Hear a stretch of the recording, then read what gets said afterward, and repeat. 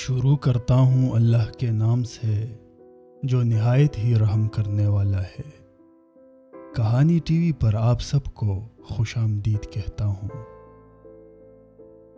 سنا ہے جس عورت سے آپ کی شادی ہوئی تھی وہ بڑی خطرناک عورت تھی اور آپ نے ڈر کے مارے اسے طلاق دے دی تھی۔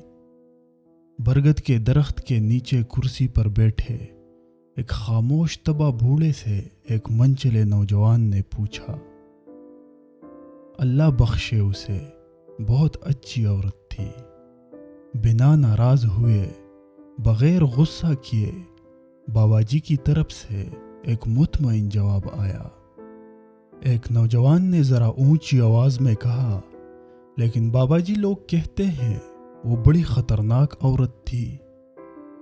بابا جی کچھ دیر خاموش رہے، پھر کہنے لگے، کہتے تو ٹھیک ہے، وہ واقعی بہت خطرناک تھی اور حقیقتاً میں نے ڈر کے مارے اسے طلاق دی تھی۔ یہ بات تو مردانگی کے خلاف ہے، عورت سے ڈرنا کہاں کی بہادری ہے، نوجوان جوشیلے انداز میں بولا۔ میں عورت سے نہیں ڈرتا تھا، میں تو اس سے ڈرتا تھا جہاں تک اس کی رسائی تھی۔ جوانوں نے حیرت سے ایک دوسرے کو دیکھا۔ ایسی عورتوں کو تو جہنم میں ہونا چاہیے۔ کہا آپ جیسا شریف النفس آدمی، کہا وہ عورت۔ اچھا کیا چھوڑ دیا، نوجوان کے لہجے میں غصہ تھا۔ بوڑھے کی متجسس زندگی کا پٹھارا کھل کر سامنے آ گیا تھا۔ تجسس ختم ہوا، اب سب باری باری منتشر ہونے لگے۔ جانے والوں نے عنوان پڑھ لیا تھا، کہانی خود بنانی تھی۔ جو رہ گئے تھے وہ وہی تھے جو اصل کہانی جاننا چاہتے تھے۔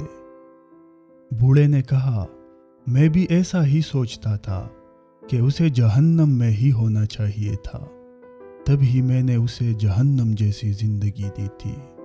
بوڑھی آنکھوں میں اضطراب اترا۔ یہ تب کی بات ہے جب میں سرکار کے ہاں 1 روپیہ ماہوار پر ملازم ہوا۔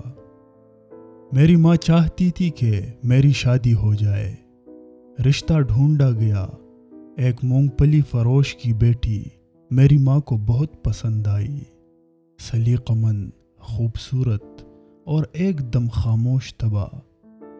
مجھے اس رشتے پر اعتراض تھا کہ وہ ایک مونگ پھلی بیچنے والی کی بیٹی تھی۔ مزدور کی اولاد کو پیٹ کی فکر رہتی ہے، تربیت کی نہیں۔ تربیت بڑے بڑے گھرانوں میں کی جاتی ہے، جہاں افلاس آنکھوں کی روشنی چھیننے سے قاصر ہوتا ہے۔ وہ کیا تربیت دے گی میری اولاد کو؟ لیکن وہ لڑکی میری ماں کو ایسی پسند تھی کہ اماں اس کے علاوہ کسی کا سوچ بھی نہیں سکتی تھی۔ پھر وہ بیاہ کر میری گھر آ گئی۔ رخصتی کے وقت اس کے باپ نے مجھے کہا، میری بیٹی سیدھی سادی ہے، اسے دنیا داری کا کوئی خاص پتہ نہیں، اگر کہیں کوئی چوک ہو جائے تو معاف کر دینا۔ یوں ہے بڑے دل والی، اپنے سائیں کو خوش رکھے گی۔ وہ بالکل ویسے ہی تھی جیسے میری ماں نے بتایا تھا، سلیقہ مند اور تابعدار۔ باہر دوستوں کے ساتھ میری صحبت کوئی اچھی نہیں تھی۔ ملازمت کے اوقات میں کھانا گھر سے باہر کھاتا، دوستوں میں بیٹھتا، رات گئے تک محفل چلتی، پھر گھر جاتا۔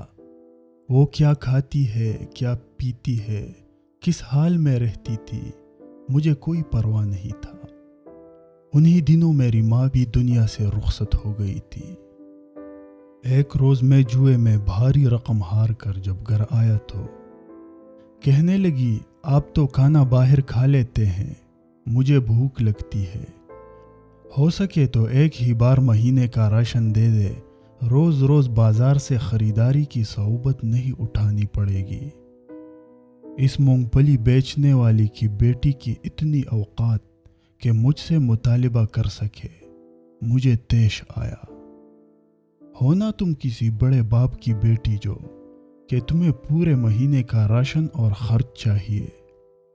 اپنی اوقات دیکھی ہے غصے میں آ کر اس پر ہاتھ اٹھایا اور پتہ نہیں کیا کچھ کہا۔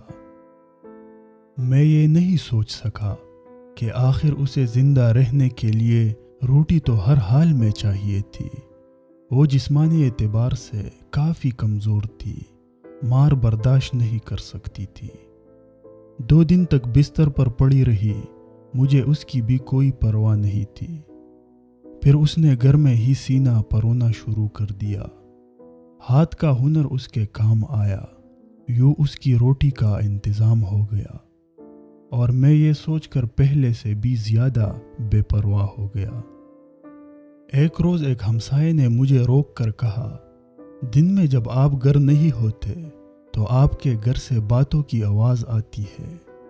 میرے سوا میری غیر موجودگی میں کون آتا تھا جس سے وہ اتنی آواز میں باتیں کرتی تھی؟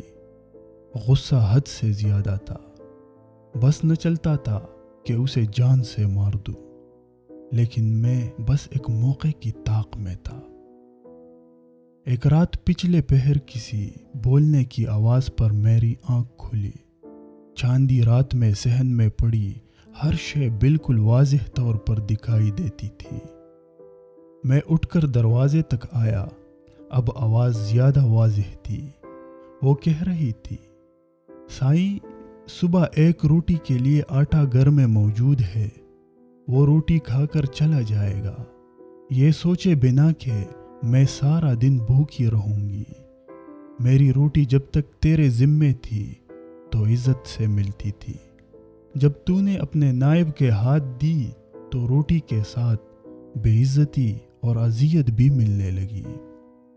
مجھے اب روٹی تو ہی دے، تیرا بنایا نائب تو خائن نکلا۔ وہ میری شکایت کر رہی تھی، لیکن کس سے؟ کون تھا جو اسے روٹی دیتا تھا؟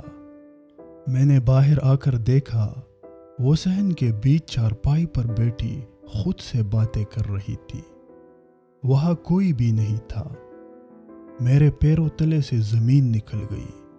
وہ خدا سے میری شکایت کر رہی تھی۔ وہ اس لمحے مجھے کوئی اور ہی مخلوق لگی۔ وہ بہت کم بولتی تھی، لیکن وہ کس کے ساتھ اتنا بولتی تھی آج مجھے سمجھ آیا تھا۔ وہ تو بہت بڑے باپ کی بیٹی تھی۔ کیسی عورت تھی جو افلاس کے ہوتے بھی خدا شناس تھی۔ میرا جسم خوف سے کانپ رہا تھا۔ دن چڑھتے ہی میں نے سامان باندھا اور اسے اس کے گھر چھوڑ آیا۔ سسر نے طلاق کی وجہ پوچھی تو میں ڈرتے ہوئے کہنے لگا، یہ بڑی خطرناک عورت ہے، بڑے دربار میں میری شکایتی لگاتی ہے۔ مجھے ڈر ہے کہ بادشاہ کو کسی دن تاؤ آ گیا تو میرا کیا حشر ہوگا۔ حقیقت یہ تھی کہ میں اس کے ساتھ انصاف نہیں کر سکا تھا۔ اس کا باپ گھر کے دہلیز پر کھڑا تھا، میرے پلٹنے پر کہنے لگا، میں نے تمہیں کہا بھی تھا کہ اسے دنیا داری نہیں آتی، وہ تو بس سائیں کو خوش رکھنا جانتی ہے۔ اس کی مراد خدا سے تھی اور میں خود کو سمجھا تھا۔ جب میں واپس گھر آیا تو مجھ پر انکشاف ہوا کہ رات اس نے یہی تو مانگا تھا، تو خود مجھے روٹی دے، تیرا نائب تو خائن نکلا، اور آج نان نفقے کا اختیار مجھ سے چھین لیا گیا۔ میں بے تحاشا رویا۔ اس کا سائیں بہت بڑا تھا، اس کی رسائی جس تک تھی وہ تو 2 جہانوں کا رب تھا۔ وہ جس کی ایک روٹی مجھ پر بھاری تھی، وہ اس کے لیے کیا کچھ نہیں کر سکتا تھا۔ میں واقعی ڈر گیا تھا۔ میں آج بھی ڈرتا ہوں کہ کہیں میرے حق میں اس نے بد دعا نہ کر دی ہو۔ ٹھیک کہتے ہیں لوگ، کہا میں، کہا وہ۔ بوڑھی آنکھوں میں نمی اتری تھی۔ میں چشمکور اسے پہچان نہ سکا۔ میں نہیں ڈرتا تھا، حالانکہ مجھے ڈرنا چاہیے تھا۔ اس کے سائیں نے تو پہلے ہی کہہ دیا تھا کہ عورتوں کے معاملے میں خدا سے ڈرو۔ تو دوستو، یہ تھی آج کی کہانی۔ ملتے ہیں انشاءاللہ نیکسٹ ویڈیو میں ایک نئی کہانی کے ساتھ۔